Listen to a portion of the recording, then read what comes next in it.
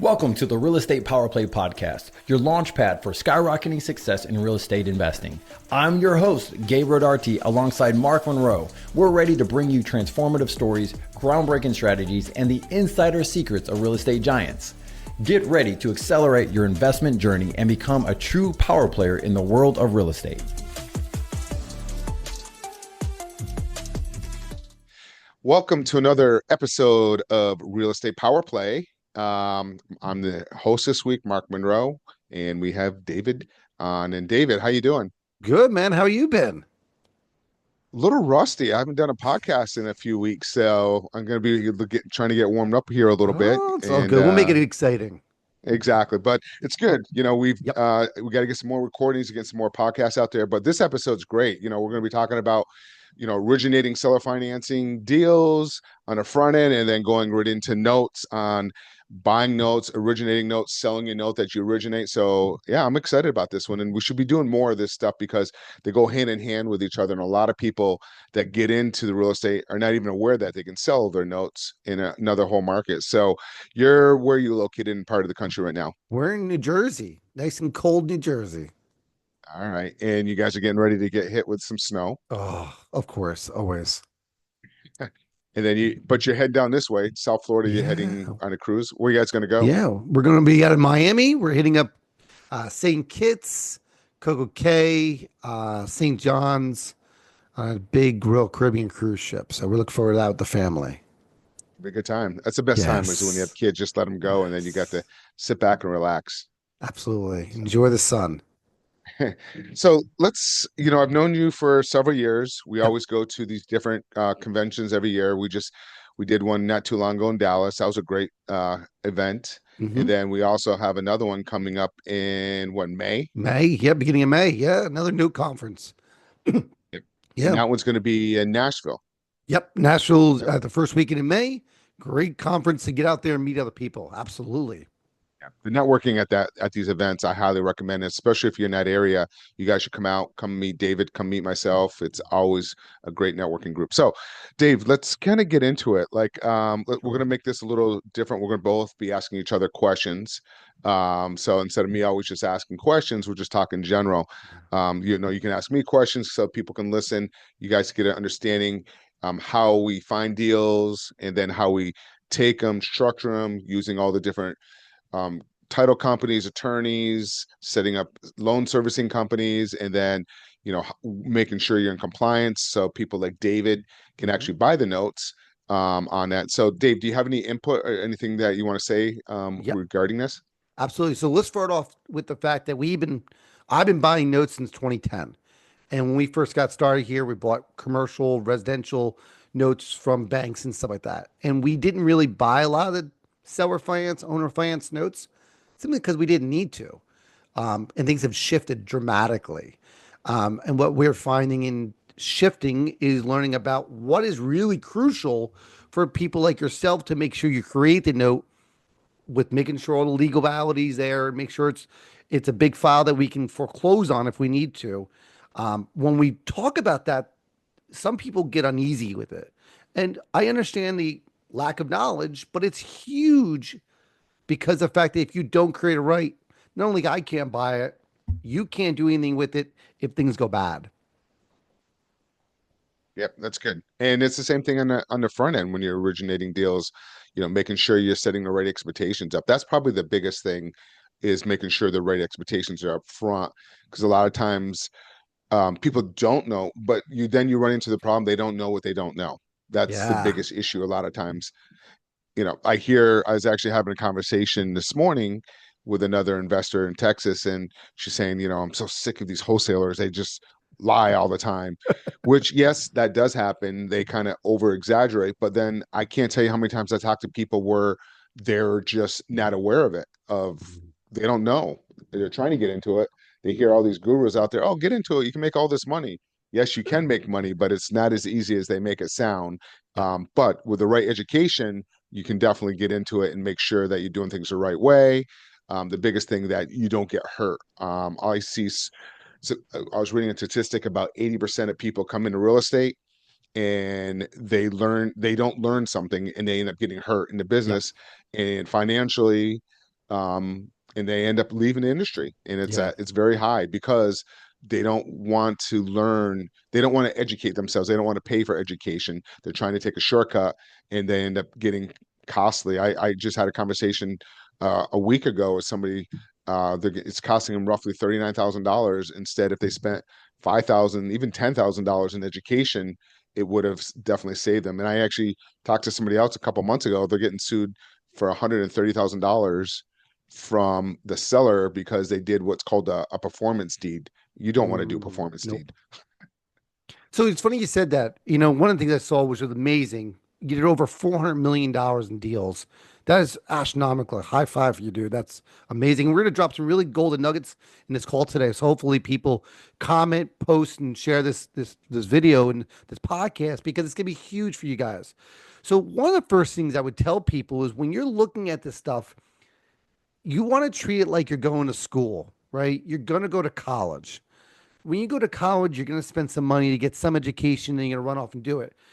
Would you ever hire you to go invest your money with no education? The answer, you wouldn't. You need some kind of basis. And now that basis is also, some part is education. The other part is networking and having somebody already doing it to bounce ideas off of. Because if you don't have that and you just jump in and go to YouTube University, you're going to see problems happen, right? I understand just jumping in and learning, but do you really want to make a mistake that may cost you a felony to happen? There's certain things in this business that's a legality that you just don't know. And without the education and the network of people, there's your problem. So yes, spend the money to learn, right? Maybe you want to start off small, which is fine, but start off small and start spending a little bit of money.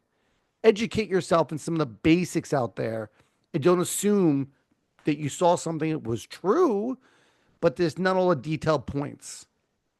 Absolutely. You hit the nail on the head. You see something out there that you think it's true.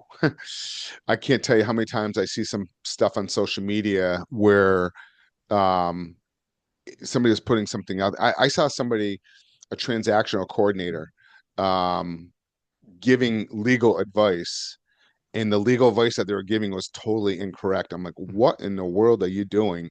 So it's Ouch. just like, just be cautious. We don't want to be a Debbie Downer Mm-mm. in this conversation, but we're just kind of letting you guys know, just make sure that you're doing things the right way and just be very careful of taking advice and who you're taking it from. And I always tell people, like, I hate to say it, how many people have been in a legal situation that had, going through a legal process, then they have some experience, because if you're in this game long enough, you will end up having some type of legal situation.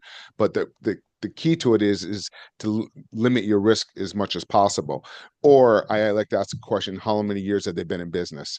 At least a minimum of 10 years, because this business has got so much to learn from, and there's so Yeah, many moving parts where, yes, people make it sound like it's get out there, you can make the money. Yes, you can become financially independent from it. yep, And most people do. 90% of millionaires do it through real estate, 100%.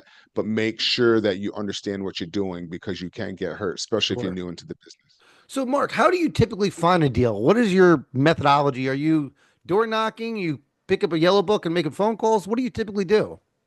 Great question. And that's what the hardest part is, what we call it, is turning over stones. You turn over enough stones and you'll find gold, So, not especially when you every stone has gold, huh? Not every stone has gold? No, not every stone has gold. It really comes down to, especially if you're doing seller financing. That's the thing in real estate. There's so many different ways of making money, Mhm. and you got to make sure that you understand the right strategy that you want to do. Like what we're talking about. We're talking Yeah. about seller financing. That's the big thing, because I hate dealing with the lending institutions. I hate jumping through hoops. It's just a process. And like you said, I've started, actually, it's going to be 30 years this spring, 1995. May 1995, I started this You have some mentors in your program that are probably younger than 30 years. Holy crazy. goodness. Yeah. Started up in Oh, the Washington, D.C. area back in 1995. That's where I started my career. good Lord. Technically, I was 25, but technically, I did do my first deal when I was 19. Okay. But yeah, but then I got into the corporate world, got pulled away from the real estate game, and then jumped back into it at the age of 25. So, anyways, how you find deals is You have to build up, like you said, networking. I built up over 600 what I call bird dogs. For example, trashmen. They know Hmm. the neighborhoods, what homes are sitting empty, landscapers, Uber drivers, snowplow removals. How do you Uh, teach them to know what to look for, though? well, everybody is, it's pretty simple. Like for sale by owner sign, if you see a grass overgrown, you see the house kind of run down, nobody living in it, trash men, they're pulling, people putting all the trash out in front of their home. So there's a lot of signs like Wow. that. And then just start talking to people.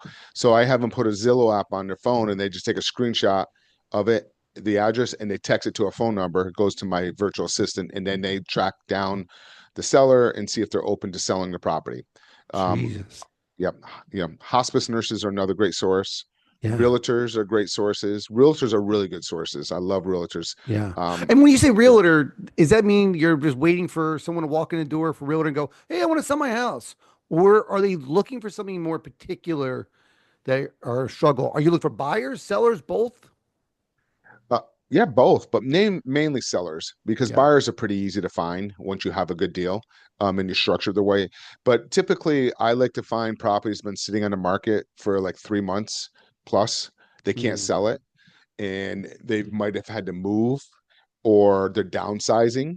sure. That happens a lot, especially in Florida. People are downsizing. Even up north, they're downsizing the children. I mean, Yep. sure, at some point when your children are going to be older, you're going to downsize. You don't need that. Yep. You're not going to need Nope. that large home anymore, Nope. right?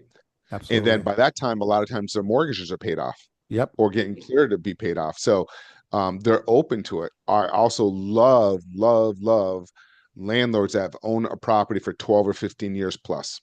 So And what most of what the would be your sales pitch to me if I own my house free and clear and you want to take it over? Why should I just sell the property? What's the advantage of you doing what you're doing? Well, like for example, investors that have owned it for 12, 15 years, they don't, if you sell it through seller financing, then they do installment sales. Instead of getting hit with capital gains all at once, it's paid through monthly through small installment sales. So it's a lot easier. And they like that passive income. They love that passive income. That's what they've been used to for several years. So So you see this the way, tax hit is bigger if they sold it right out, where year after year the tax is less. exactly. Yep. You got nail on the head on that one. So that's Gotcha. those. And then if you give them an interest rate, they can see how much money they can make on an amortization schedule.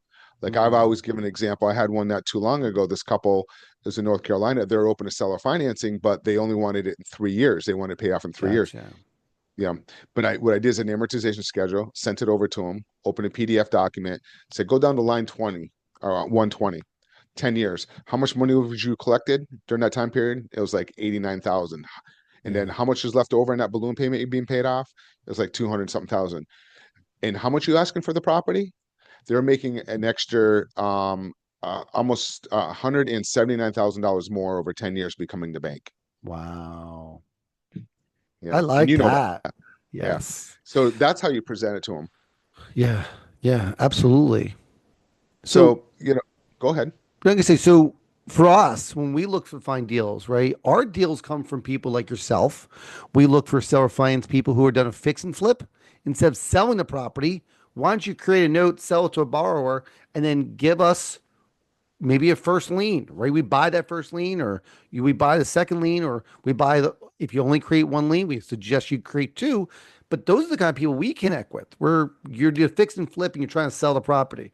Or you have a situation where you're doing the wrap and you have a ton of equity, we can buy that note. We can also buy notes. There are people, like you said, from people who are landlords who want to sell the property. Maybe they don't want to sell the whole thing. Maybe they don't want to hit the tax hit.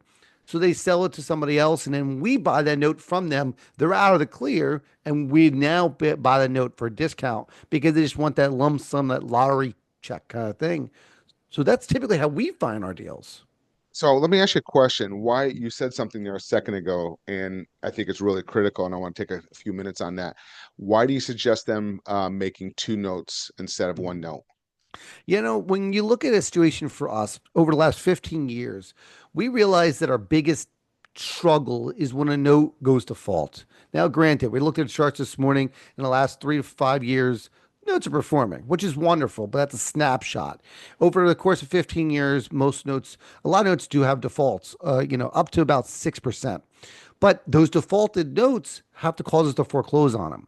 And when we're going to go to foreclosure, I got to take it. I got to pay my annual tax amount. I got to take it to auction. I then have to take it, either sell it at auction or take it back, fix it up, and then resell it. Well, we have to buy it to get that discount so that we can make a return on that. So typically we're around 65 to 70% of the values we can buy that note for. If you create that note and you take a 10% down, you're at 90% investment to value or loan to value. I can't buy it at 90%. I'm going to buy it at 70, 65.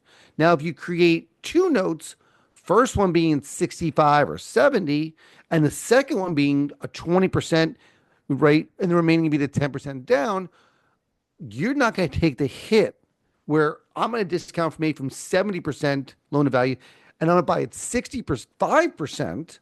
You're taking a 5% discount, and you took 10% down. So now you're getting a 5% kick on the down payment, and you have the second for the life of the loan where it's cash flowing for free.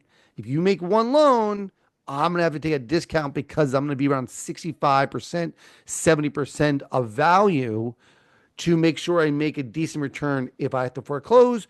Because believe me, I can tell you stories about foreclosing on things and trash outs and water leaks and roof damage and mold and everything else. People renting it out to tenants before they get foreclosed on and the house being destroyed. And we need to make sure we have enough buffer room to protect ourselves from that happening. Got it. Interesting. So let me ask you, so you're always looking for people like us, the investors that are originating the notes in the front end. So when you guys are listening and you're doing these notes, it's another exit strategy. And a lot of times when a seller says, oh, they're not open to seller financing, right? Or they're opening to possibly carrying a small 30% second. Well, you can go ahead and structure a deal like what we're talking about now, do it with a seller at like a lower LTV, create that note, and then you could sell that note. So then that seller's getting that chunk of cash so they can go and move on to whatever the property. Similar to a double close. Absolutely. Absolutely. Yeah. And when you do your wrap notes and your seller finance notes, you're using attorneys and escrow on all your deals, right? 100%. Yep. 100%. Because we don't at all, right? In the note space, we don't, because there's no transfer of ownership besides our assignment of, mortgage or a launch. There's nothing, it's weird. For the first time we did this, like when I bought a note from somebody, I'm wiring over $100,000. I got trust to do something. I mean, I could use an attorney, but most of the time in the space, it's wired over and we just transfer paperwork. You guys go for a full-blown closing, correct? 100%. Because you want to make sure that there's no surprise existing liens in place. Mm-hmm. I purchased a property that had an existing IRS lien in place. It was like a $12,000 lien. But what happened was in that particular one is they've already paid they didn't pay. The husband passed away, and that lien was 8 years old. And after 10 years, that lien automatically drops off as long as they don't refile it. So they didn't refile it. And after 2 more years that went by, then it dropped off. So then that had that extra $12,000 of equity in that property. So I knew that case, something like that. When you said that, that's something I think a lot of note buyers don't know, is that there's an IRS lien. So you said you buy a title policy, make sure the title's clean. And when we buy notes, we don't buy title policies, right? We don't do that. We lean on the title policy you had, which is an insurance that the title is clean besides the liens you're aware of. What we do then is buy an ownership and incumbents report, which is an O&E, and it shows us any liens added on since the property was bought. And it's kind of a mini title report.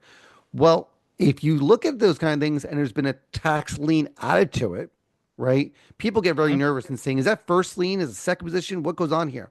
Well, what you don't realize is that the government doesn't often redeem these situations. They don't really come in and save the day. It's a lien on the property in case the owner ever sells it. Then if we have to foreclose on it, the IRS has a 120 redemption period to actually get that, to redeem the property if they choose to. They don't have a lot of capital to do it. So we typically don't even worry about the IRS lien and say, I know we have to wait a little bit. Redemption just means after we foreclose, what period of time will the title be clouded for till we actually can actually sell the property? So you have to wait almost 4 months before you can sell the property then. Yeah. Typically we'll rent it out for 6 months, Yep. right? Get our money back and then we'll just sell it then. Some states have redemption periods of 6 months, 3 months begin with. So a lot of times we run into that problem. Some people buy a property with a redemption period, but because borrowers typically don't come back and redeem it. But yeah. So let me ask you a question. So investors that are doing seller financing notes and they're kind of new, they've only been in it for a couple of years and they've never had a deal go bad. Whew. What happens, do you guys, now that's considered non-performing, Yep. do you guys buy non-performing notes? Absolutely. We encourage you guys, if you ever run into a problem with a note that you just don't know what to do, reach out. Either we can help you, or if it's just too overwhelming, because I tell you, the first time I bought a note that was defaulted, I thought I was an idiot. My wife thought I was an idiot. She says, you bought something that is a shell and the person's not paying a bill and you're going to go through a foreclosure? Like, what is that all about? And what we find is, yes, we take the property after 90 days, it's defaulted. We send our demand letter out. We go to our attorney. We go through the legal process, which is the foreclosure. It's why you have a mortgage there, lien on the property. And we foreclose and we take the property back if we're first position. So in the non-performing world, typically we're trying to get the borrower to reperform. If we can't, we have the legality of foreclosure. Do you guys, when you create these things, you guys are going through a lot of due diligence with the borrower to make sure that they can make the payment, right? Yeah. That's one of the key things. The key factors is making sure that they can afford it. You do not want to put somebody in a property that can't afford it, and then you have to go through the process, because you also, from us on the front end, you could be recognized and seen as what's called a predatory lender. And some people, there's been investors out there, and that's why they put regulations in place to kind of protect the consumer, because people are out there structuring these loans, taking advantage of people, making it predatory. That's why you have usury laws. And you guys probably, do you check all that stuff when you're buying notes? Yeah. Yeah. Because if we buy a loan in a usury law, we can have problems in default in foreclosure court, right? Seeing this loan is not past the mustard. So we struggle with that. When you say you're doing, homeowners, stuff like that, right? This is only for people who are occupying, the borrower is living in the property. Correct. So Yep. when you do this, what do you do to make sure that borrower can pay? Now, granted, we all know that a borrower has a position to pay today. A year from now, that may change, but you can't protect that. You can only do the beginning. So what are some things you guys do to make sure that that borrower can pay the bill from the beginning, so you don't look like a predatory lender? Yeah, so it's crucial, especially if you're going to sell the note, or in general, to make sure you're in compliance, that you use a third-party licensed RMLO, a licensed mortgage loan originator. It's very critical that you have them go through it. It's a third party, and they underwrite the deal. They look at their income. They look at the credit, which credit we don't really worry about so much. But we do look at that and want to make sure there's no crazy, did they just file bankruptcy? Are they in the urge of filing bankruptcy? Something like that. And then the biggest thing is making sure they can afford the monthly payments. That is the number one thing. And they underwrite that. You use a third party. I used to be a loan officer. I had a company like that years ago, but I'm no longer part of it. I'm still well aware of how the whole system works. The regulations change over the years, and then you have state regulations on top of it. So you need to make sure that you're aware of it. But it's good to make sure that you're using a third party and they're doing all the paperwork correctly and make sure it's done, especially if you're going to sell the note, because Sure. if they don't have that paperwork and you're buying that note, how do you guys look at it? Like, say, It's a no-go right from the beginning. I don't care how good the deal is. If that borrower doesn't have the ability to repay, they can go to court and say, Your Honor, I can't make this payment. And what are we going to do about it, right? So that's a lot of work, right? And we're learning as a note buyer, flipping sides and going, that's a lot of work. And a lot of but ifs, but if this, but if that, but if that. Is that something that I know you have a mentoring class. Is this something you guys go through and kind of step by step and teach someone how to go through that process and finding an RMLO, because RMLOs are per state, correct? Yes, yeah, it's critical. So typically, what we do and how I teach it is, I teach people where to look for the deals. I want them out there to look for the deals Mm, first, and then when they find a lead, bring it in, and then we'll underwrite the deal together as a group. That's the best way of going about it because there's so many moving parts. yep. You'll learn hands-on on your actual deal and you make money versus trying to go out there, learn everything, and then when it comes time, you have a deal and like, oh shoot, what do I do again? So Yeah. the best bet is just we teach it, get out there, get on the phone, start making phone calls, getting the deal coming in and then bringing it in, and then we go underwriting it, and we go step by step. And actually, you're the one that prepared the spreadsheet for us, and actually you're working on it a little bit this morning.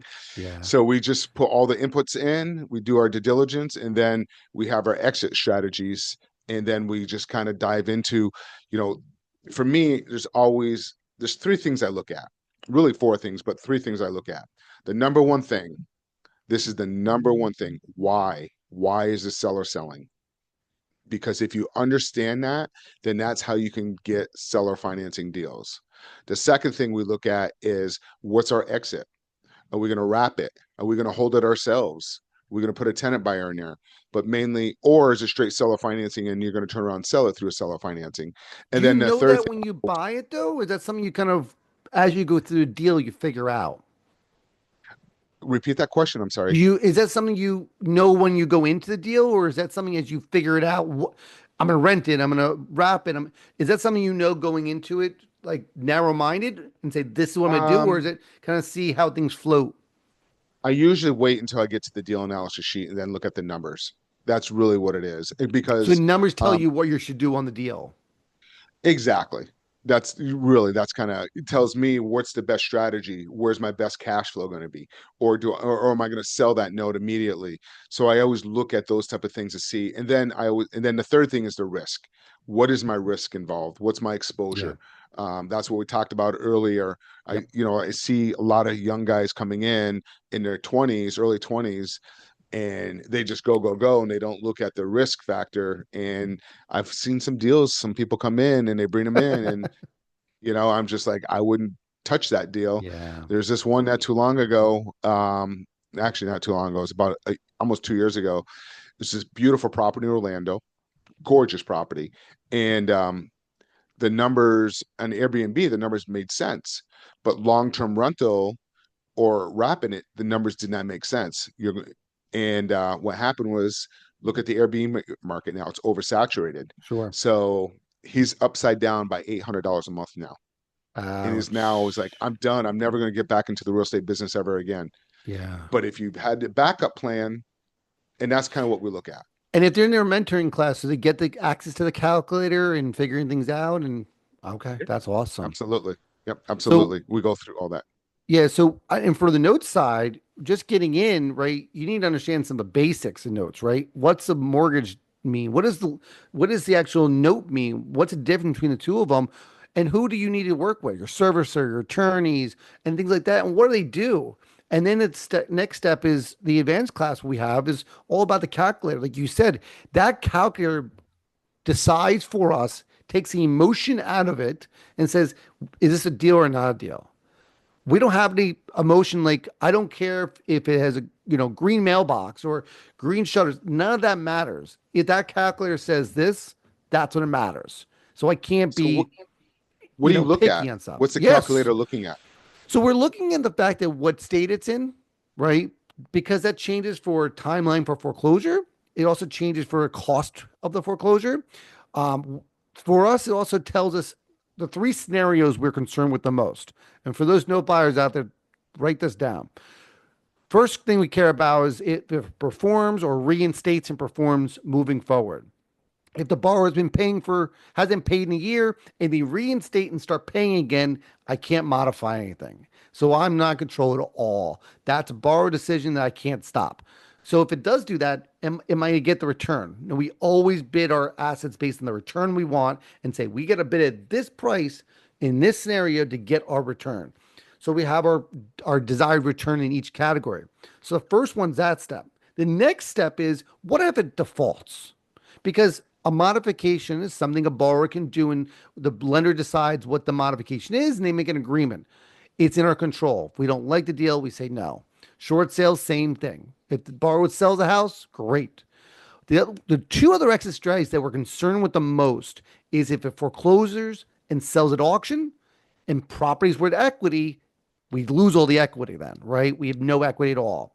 Properties that are underwater or close to being underwater, if we foreclose and we have to take it back, we now have to sell it as an REO. Those three scenarios are our biggest weakness because we can't control those three scenarios. We can't control if it sells at the auction or not, right? We can't control what it would do after the market if it doesn't sell at the auction. And we can't control if a borrower reinstates. So our calculator does those three things and by state. And the other part is making sure you have a debt license in the state if a debt license is required in that state. And that's a big one because some states, if you don't have a debt license, even if you work with a servicer, it can be a felony. So you don't want Wow. that. Yes. Wow. And Yeah. that calculator tells you everything. In our advanced class, we go into building it. And some people say, well, it's a lot of money. I'm going to tell you right now that calculator will save you more money, just like yours will, right? If you start rebuilding that thing from scratch, I guarantee you're going to lose money before you do a good deal. Yep. It's tools are huge, your tools and resources. That's why a lot of people outside our country do business in our country. Like I have some people in Israel, ton of people in Canada that invest down here. And then also I have a couple people in Australia because the way we have United States, we have our resources. So it's so easy to be able to make Yeah. money in real estate.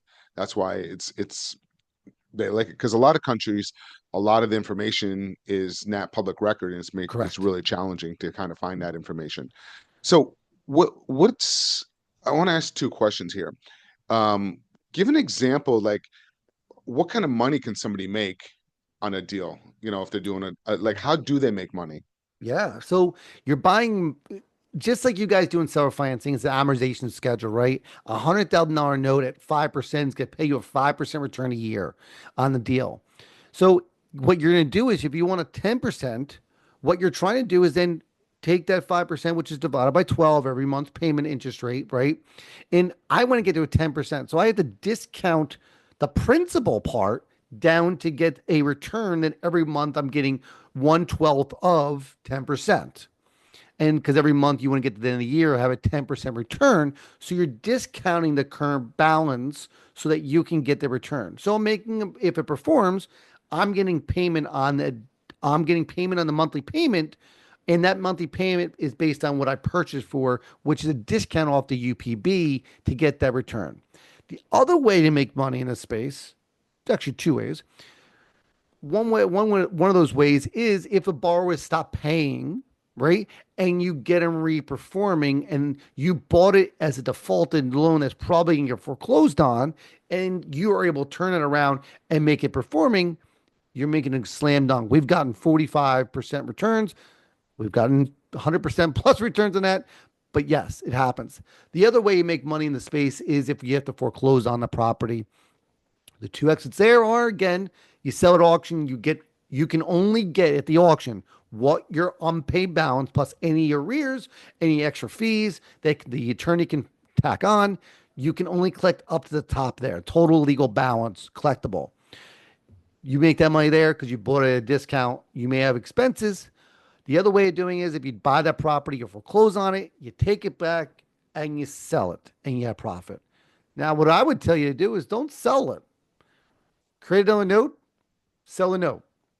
Don't sell it out or get rid of that asset. So sell it through seller financing and then sell the note. Yeah. Interesting. And create the 80/20 note we talked about earlier, 70/30 note, 70/20/10. Create a first lien at 70, get 10% down payment, get a second lien at 20%, and sell the first, and you have a 20% infinity return for life, which is awesome. So let me ask you an example. Could something like this be done? So say somebody's buying a property. I'm just trying to think of the right way of how to ask this question here. What if they have an existing mortgage, say it's a $50,000 existing mortgage on that property, right? And you wanted to structure it through a seller financing and the property is worth, say, $250,000. Okay. they go ahead and they do a wrap, if you will, Mhm. right? On that 80% first. And inside that is that $50,000 first mortgage that's already there, say it's Bank of America. Yep. But then the investor goes ahead and wraps it, puts at 80 and then some equity, and then they do another mortgage. Would you be willing to buy that note and then in that note making sure that 50,000 is being paid? Absolutely. That'd be ideal for us, right? We pay off that underlying debt. The borrower you deal with gets completely paid off. They're ecstatic because they can go buy another house now, right? They have nothing on their credit. They got paid off. That loan's done. You're now sitting in second position with a nice lump sum. And guess how much money you got into that deal? Zero. Absolutely nothing. That's awesome. When you do work with because I think one of our big differences for us is finding deals and working with brokers, right? And we mentioned this before the call jumped on, was you work with garbage men and hospice nurses and realtors, all that stuff. And those people bring you deals, you pay them a nice little fee. Um, some are trustworthy, some aren't. What are some ways to kind of vet out and make sure that deal is a real deal? Have to underwrite them. You have to do your due diligence. That's really what it comes down to. I mean, and you learn who to work with in the industry. Like, wholesalers used to be good, but they've kind of ruined it. So I kind of stay Mm. away from wholesalers unless I really know them very well and they have a good track record and I built a good relationship with them. But if they post them in some of these groups, the deals, I usually don't even waste my time and energy on them unless I know them. And I know you guys, what do you recommend working with a broker? Because there's loan brokers out there, correct? Yeah. So there's official loan brokers who are legality. They have a course, they have studies, they have education, and they're actual loan brokers. They're legitimate things you've probably seen in the Big Short movie, right? The loan brokers all over the place. And then we have what we call joker brokers, which are people who are out there who are actually taking a tape of assets and sending it out to other people and saying, I'm direct to seller. I want 1% or whatever fee they want. And they don't add value at all. They just pass a list of assets from one person to other. And those people are frowned upon. And the reason they're frowned upon is they don't add value to the asset list. They don't know who the seller is. They don't know anything about the assets. And they want to get a 1% for sending an email spreadsheet. It's just dangerous. And what you don't realize is some states require you to have a debt license, a debt um, uh, broker license in certain states. So you got to be careful with that. I shared earlier before he jumped on that we recently, again, this is not the first time, many times, we had a broker. We didn't know they were. They took our list of assets. They then, without us knowing, even though they signed a non disclosure NDA, they sent it to another buyer who they thought was a principal buyer. The principal buyer then posted on social media that they had assets for sale or emailed us. I forget which way they got us. We then reviewed the assets, came to find out they were our assets. And this broker sent it to this person illegally. They're not allowed to do that based on our non disclosure. And we then play our game of making an offer on it just to see who's the one who disclosed information and blocked them from access. I'm the only way to truly do a brokerage if you add value. If I get a list of 15 notes and I can't afford four of them, and the seller's like, I got a great price on this thing, I then can move over and say, okay, Mark, I got this deal over here. It's 80 grand. It's a great return, blah, blah. Here are my logistics on it. Here's my BPO. Here's my O&E. Here's all the due diligence. I can't afford this. Would you buy it? I added tremendous value. I did due diligence for you. So all you have to do is say, I'll review the due diligence. And yes, I'll buy it and I'll connect with the seller. That is a legitimate way to do a broker in notes. Because then I added tremendous value to you. And it was not like I just sent over a list of assets. I legitimately did a due diligence. I couldn't afford all of them. And that happens a lot.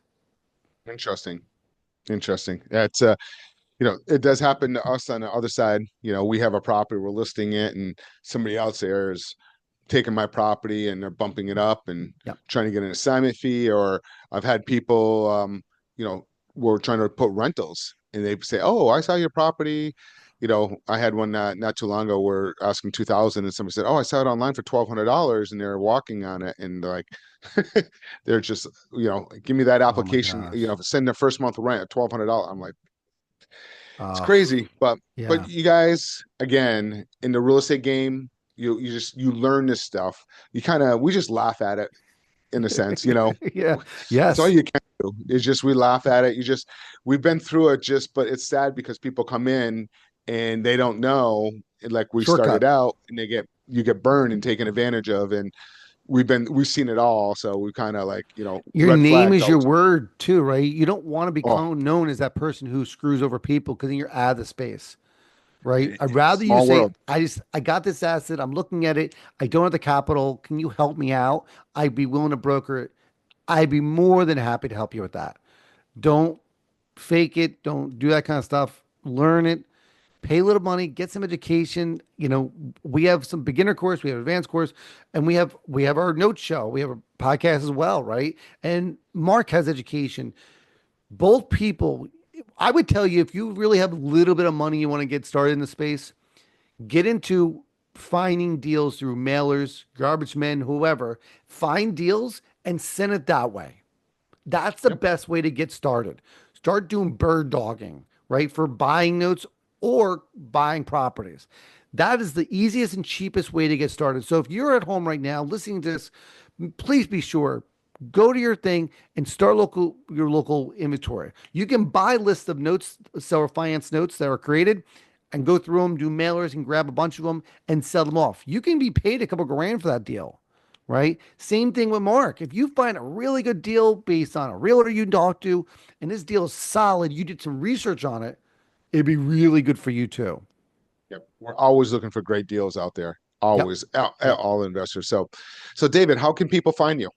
Sure. Social media, we're on Facebook, LinkedIn, YouTube. Our podcast is on Spotify and Apple Podcasts.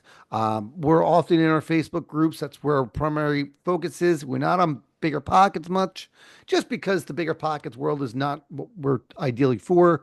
We're really buying notes and selling notes and helping people create notes that we can buy and teach them how to do that.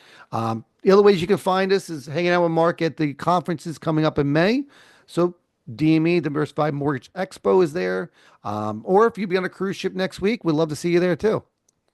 So the people that are listening, Yeah. why don't you kind of give a URL, Yep. website, different things for people listening to us? Absolutely. So JKP Holdings, again, JKP Holdings, plural.com. If you're looking to buy notes, sell notes, get some education on it, get some training. We also have a due diligence portal that you can put any property address in there and pull 60 different data points down from rental averages to valuations to borrowers, where they live in the property or not based on tax records, property tax data, population size, because that's another thing. We make sure that the population is decent enough that if we Yes. do have to foreclose, it's not in a 4,000 person area, and we have a little bit of inventory that we can move things around. I'm sure it's similar to what you have, Mark. Yeah, 100%. Population is always key. So, again, if you guys want to know, follow me a little bit more. My website is Mark, Mark, the minus sign Monroe, Monroe.com, markmonroe.com. But we'll also put all the links, David's link, my links below in the show notes, wherever you're listening to us or watching us. And if you guys want to thank you guys so much for listening to us, and please like, share this podcast to your friends. And if you want to know more, definitely about notes, reach out to David. David Yep. would be more than happy. And if you want to learn more how to buy real estate through seller financing strategies, reach out to me, and keep on following us, and just we'll keep on giving the education. Anything, David, do you have anything to say? No, it was a pleasure, Mark. I appreciate you having me on, and I look forward to hearing from you guys. Reach out if you have questions, and we'll see you soon. Take care, guys. Be Take well. care.